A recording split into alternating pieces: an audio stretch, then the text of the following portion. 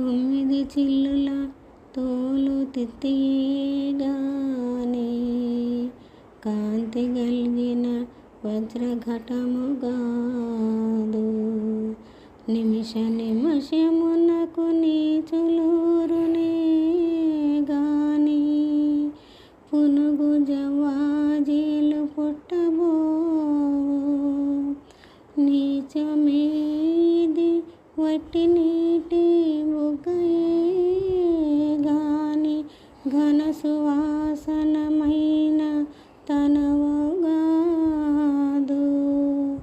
మలమూత్ర దుర్గంధ మాంసరక్తమే గాని భ్రమలు పుట్టించి నమ్మించి పాసిపోవు.